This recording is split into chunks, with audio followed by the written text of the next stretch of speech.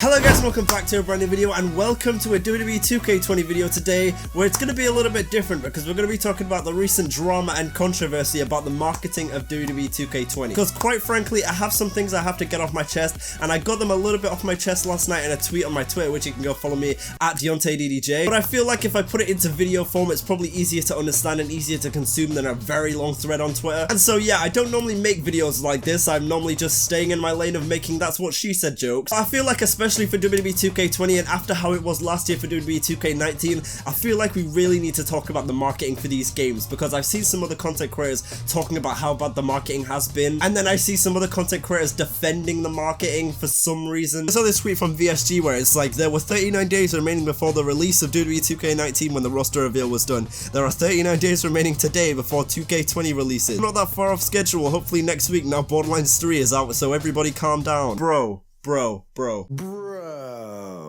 You know what, it's nothing personal against you, but if you could just remove your head from their ass for 1 second. Yeah, sure it was like this for 2K19 last year, but it shouldn't have been like that last year either. They shouldn't be leaving a roster reveal that late in the first place. Like, that's just facts. Like, we're really out here comparing things to 2K19 when last year for 2K19, it took them until like 2 weeks, maybe even a week before the game release to give us any universe mode detail. A week before release. What? Even if it has been pretty much the same for years, it's one of the biggest modes in the game and it took them until the last 2 weeks before launch to give any details on that mode. Do you not see the problem with that? Do you not see the massive problem with them leaving everything until the last minute? You know, the game comes out literally next month and we're still in the whole cover stars phase and you know, they're uploading interviews and everything. And essentially, it's just getting a little bit ridiculous. The roster reveal hasn't begun yet. We don't know anything about universe mode. You know, they've only announced a few new things for the game and we're still only getting 1 entrance a week, maybe 2 sometime. Like I said, they're still tweeting out interviews and stuff for the cover stars when people want to be seeing gameplay. You know, we're still seeing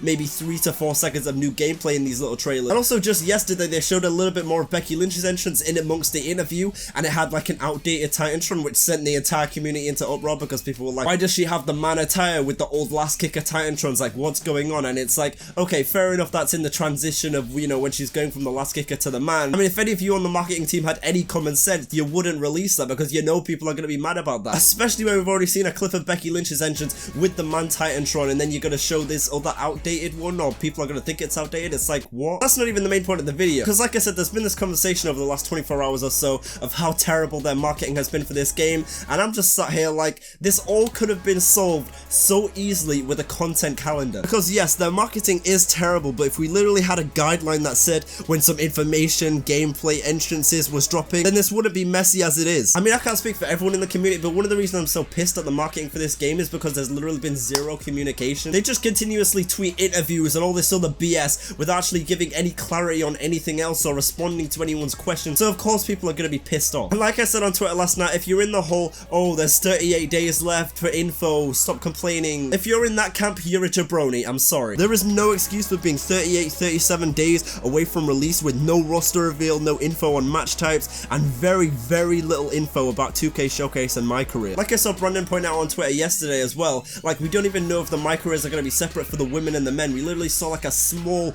bit of information for that MYCAREER and the game comes out in a month. I mean, sure, 2K20 will probably be very similar to 2K19, but isn't it like their job to market the game and act like it's new and interesting and get people invested in purchasing right now? Which, as I also pointed out, they did kind of start to do with originals to be fair, but there should be more by now. It's mid-September for God's sake. A simple tweet or reply or, you know, an update on a subreddit. I mean, the WWE game subreddit is pretty much dead. It really doesn't have to be and it really shouldn't be. Like, if they went on there like a lot of other developers and gave an update to the community, then a lot of this community backlash could be avoided. And I'm going to bring this game up now just because I think the way the developers dealt with it, updating on the Reddit, I think it was a really good way of doing it, and that's Fortnite. Back when Fortnite was in its earlier days, I remember Epic Games were always on that Fortnite BR subreddit, updating, replying to comments. They were responding to bugs, glitches, questions, suggestions, everything. We understand, of course, Fortnite's a free game, and you know, WWE 2K is different when it comes to patching the game and everything. And I'm not saying that WWE 2K20 could even be updated as much as as Fortnite, because like I said, it's a free game, it's a different type of way of doing it.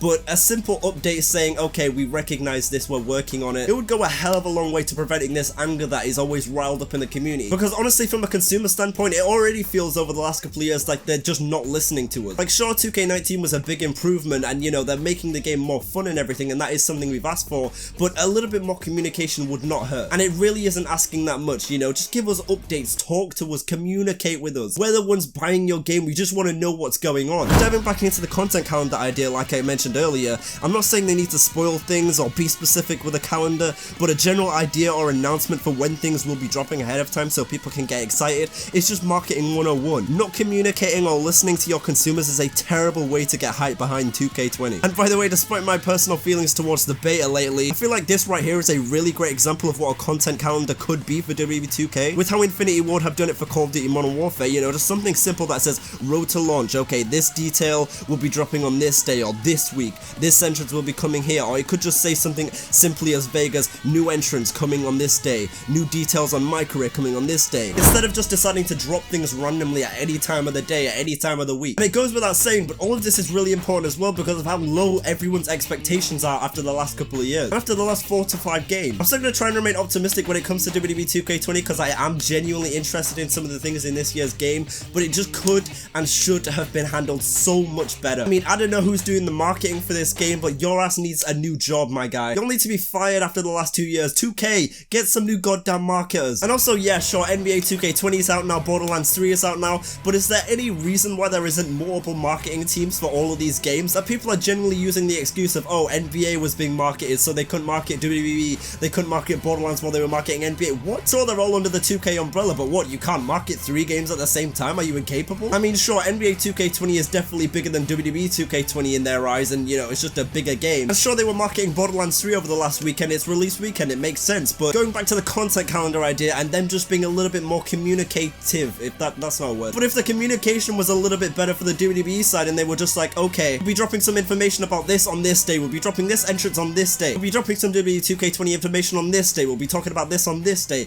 we'll be uploading a new entrance here, because then at least we're not so in the dark about it, because right now we have no idea what's going on, we don't know when anything's happening at all. But yeah, there it is. Thanks for coming to my TED Talk. There is my rant over about WWE 2K20 and their horrible marketing. I don't know, maybe I'm alone in this, but this is just how I feel. But after all this with 2K20 and after 2K19, I just really had to get this stuff off my chest. So if you enjoyed this video, go ahead and leave a like on it and a comment, and let me know your thoughts and feelings about the marketing and everything 2K20 down in the comments below, and how you feel about the road to the game so far. And also be sure to subscribe and turn on post notifications so you don't miss any great up and coming content on the channel, because despite this horrible road to 2K20, we'll be making content on the game, because I just have a bunch of great series lined up that I'm very excited to get to, so you don't want to miss any of that. But yeah, thank you so much for watching, hope you guys have a great rest of your day, and that's been it. Too sweet.